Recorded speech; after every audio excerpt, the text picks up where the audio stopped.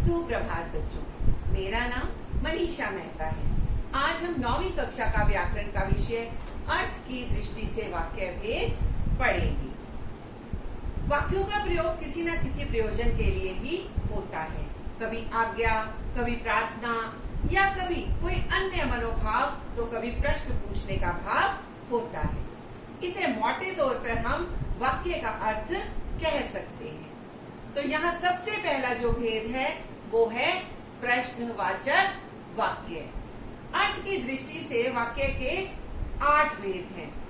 हम पहले 4 भेद करेंगे: प्रश्नवाचक, निषेधवाचक, विस्मय आदि बोधक और संदेहवाचक वाक्य। क्योंकि इनके जो नाम हैं उसी के अनुरूप इन्हें लिखा जाता है। प्रश्नवाचक है तो प्रश्न पूछा जाता है, निषेध में ना वाले वाक्य आ जाते हैं और विस्मय आदि बोधक में हैरानी वाले वाक्य, जो हमें हैरान कर देते हैं, ऐसे वाक्य लिए जाते हैं। प्रश्नवाचक वाक्य। पहला भेद, तुम कहाँ गए थे, और इसके पीछे प्रश्नवाचक चिन्ह लगा दिया गया है। अब कहाँ से ये प्रश्न बन गया। आप क्या खाना पसंद करेंगे? क्या, यहाँ पर क्या लग गया और प्रश्नवाचक चिन्ह लगने से ये वाक्य भी प्रश्नवाचक वाक्य बन गया। इसकी सबसे पहली पहचान है कि इस वाक्य के अंत में क्वेश्चन मार्क, प्रश्नवाचक चिन्ह लगा दिया जाता है।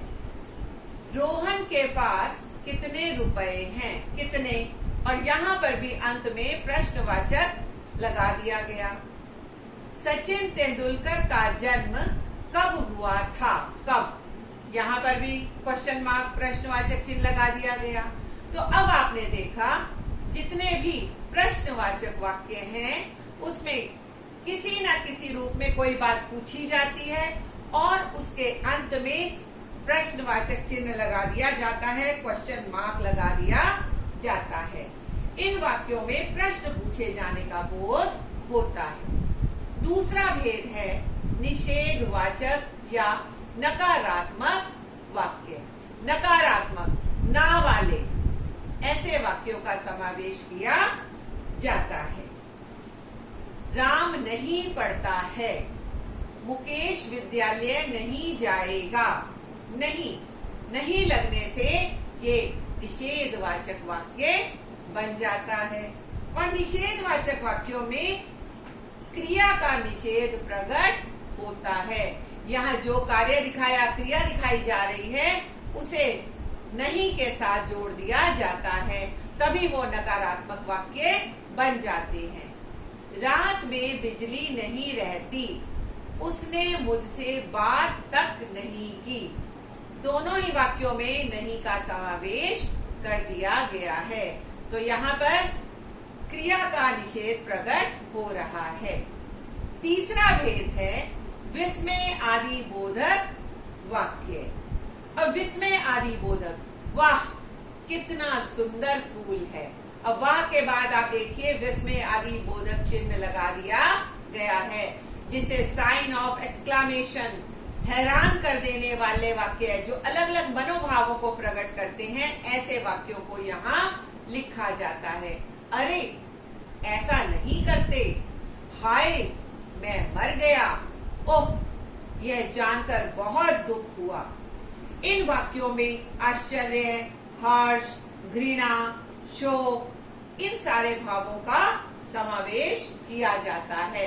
हमारे ये सारे मनोभाव की अभिव्यक्ति इन वाक्यों में होती है।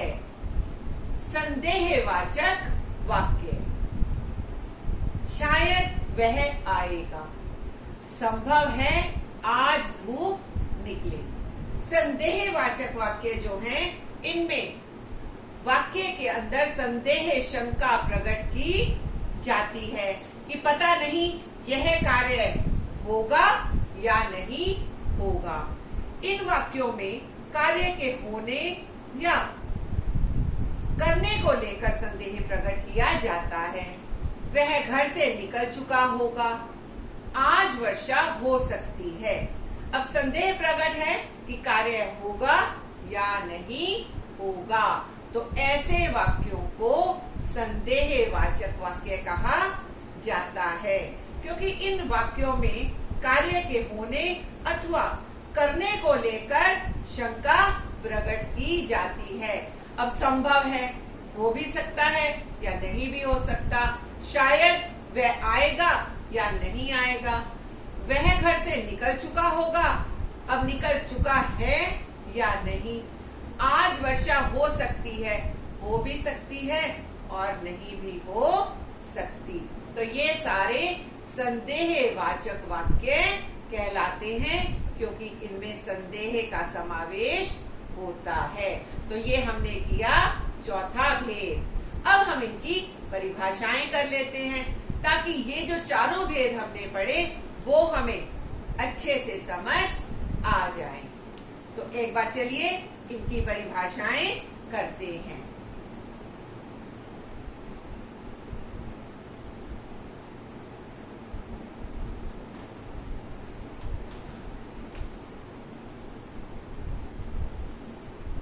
प्रश्नवाचक वाक्य।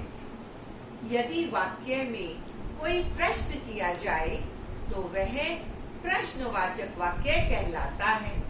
जैसे आपको क्या चाहिए और बाद में क्वेश्चन मार्क प्रश्नवाचक चिन्ह लगा दिया गया। अब कुछ शब्द हैं जिनसे प्रश्न बन जाता है, क्या, कौन, कहाँ, कैसे, कब, क्यों, किस लिए आदि। ऐसे शब्दों को लिखने से वाक्य में हम उसे प्रश्न बना देते हैं। दूसरा भेद है निषेधवाचक या नकारात्मक वाक्य।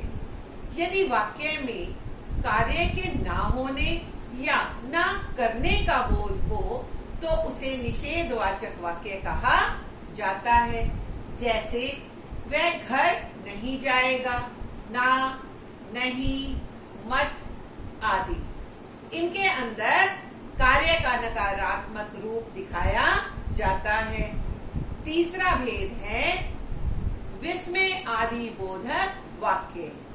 यदि वाक्य में विस्मय, शोक, हर्ष, घृणा, खुशी आदि का भाव अभिव्यक्त हो तो उसे विस्मय आदि बोधक वाक्य कहते हैं। जैसे छी, तुम कितने गंदे हो। चौथा भेद है संदेहवाचक वाक्य। जिस वाक्य में संदेह या संभावना का बोध हो उसे संदेहवाचक वाक्य कहते हैं। जैसे अब तक वह सो गया होगा। अब वो सो गया है या नहीं, इसमें संदेह प्रकट हो रहा है। पांचवा भेद है इच्छावाचक वाक्य। जहां पर किसी भी कार्य को करने की इच्छा प्रकट की जाती है। जैसे आपकी यात्रा मंगलमय हो। इन वाक्यों में कर्ता की इच्छा, कामना, आशा अथवा आशीर्वाद व्यक्त किया जाता है। किसी अच्छे कार्य के लिए कामना की जाती है। आपकी यात्रा मंगलमय हो।